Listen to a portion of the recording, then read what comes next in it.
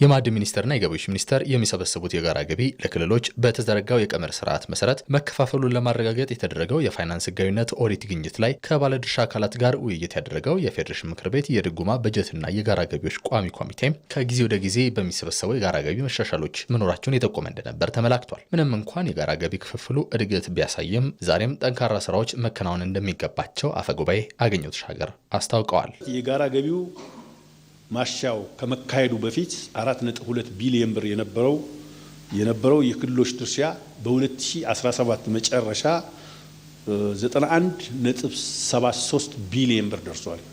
በተመሳሳይ የፌደራልና የክልሎች የጋራ ገቢዎች አካል የሆነው ከሮያሊቲ ክፍያ የምናስተላልፈው ሀብት እጅግ በጣም ዝቅተኛ ስለሆነ በደንብ ማሰብና መነጋገር ይጠይቃል።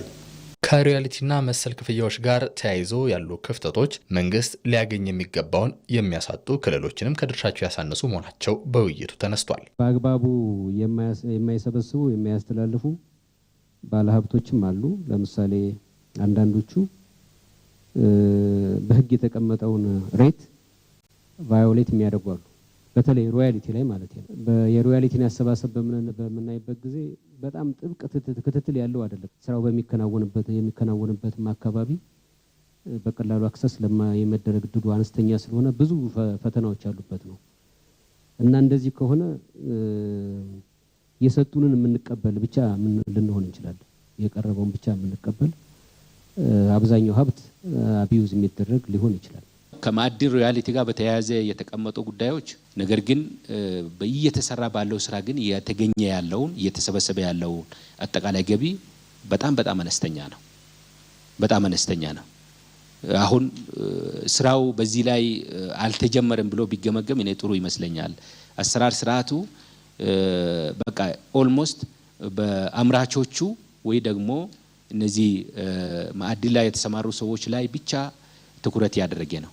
የማዕድን ሚኒስቴር በበኩሉ በዚህ ረገድ ያሉ ክፍተቶችን ለማረም የአሰራር ስርዓትን ከመዘርጋት ጀምሮ በመድረኩ የተነሱ ክፍተቶችን በጥናት ለይቶ ማስተካከያዎች እንደሚያደርግም ጠቁሟል። ምርት እና ሽያጭ ክትትልን በተመለከተ የሞኒተሪንግ ስራ አለ። ኢንስፔክሽን ስራዎች ይሰራሉ። የቱ ጋ ነው ክፍተቱ የሚለው እውነት ለመናገር በደንብ አድርጎ የቱ ጋ ነው ክፍተቱ፣ ለምንድን ነው ይሄ የተከሰተው የሚለውን ነገር መፈተሽ ያስፈልጋል። እውነት ለመናገር ኮምፕሊኬትድ የሆኑ ነገሮች አሉ። በደንብ አድርጎ ወደ ኋላ ለምን የሚለውን እያንዳንዱ ነጥቦች ፈትሾ ከዛ በኋላ ተገቢ ምላሽ መስጠትም አግባብ የሚሆነው ያን ጊዜ ይሆናል። ከዛ ውጪ አሰስመንት እየተሰራ ያላል። በሚኒስቴር መስሪያ ቤቱ ዋጋዎች የሚዘጋጅላቸው አሰስመንቶች እየተሰሩ ያሉበት ሁኔታ አለ። እነዚህ ሲያልቁ እንግዲህ ወደ ትግበራ ምንገባ ነው። ለጋራ ገቢ እድገት ሁሉም ክልል የሚጠበቅበትን ሊወጣ እንደሚገባ ያነሱት የምክር ቤቱ የድጎማ በጀትና የጋራ ገቢዎች ቋሚ ኮሚቴ ሰብሳቢ የኦሮሚያ ክልል ፕሬዝዳንት ሽመልስ አብዲሳ ያኔ የክፍፍል ምጣኔው እድገት ይኖረዋልም ብለዋል። ታክስ የሚሰበሰበው ኢኮኖሚ ሲያድግ ነው። ኢኮኖሚ ደግሞ የሚያድገው እያንዳንዳችን ኃላፊነታችንን ስንወጣ ነው። ስፔሻሊ ክልሎች ጋር ያለ ኃላፊነት በአግባቡ መወጣት ያስፈልጋል። የህግ ድጋፍ መስጠት፣ ግብዓቶች በአግባቡ እንዲቀርቡ ማድረግ፣ የመሬት አቅርቦትን ለአምራቾች ማቅረብ፣ የሚያስፈልጉ ድጋፎችን ሁሉ አድርጎ እያንዳንዱ ተቋም ምርታማ እንዲሆን እንዴት ነው ይሄንን እየደገፍን ያለ ነው የሚለውን በደንብ ማየት ያስፈልጋል። የግሉንም ዘርፍ እንዴት ነው እየደገፍን ያለ ነው፣ እንዴት ነው ውጤታማ እያደረግን ያለ ነው፣ እንዴት ነው ትሪት የምናደርገው የሚለውን በአግባቡ ማየት ያስፈልጋል። ኬኩ ካደገ የምንከፋፈለው በዛው ልክ ያድጋል። የመልማት አቅማችንን በዛው ልክ ያድጋል። ኢኮኖሚውን በዛው ልክ መሳብ እንችላለን።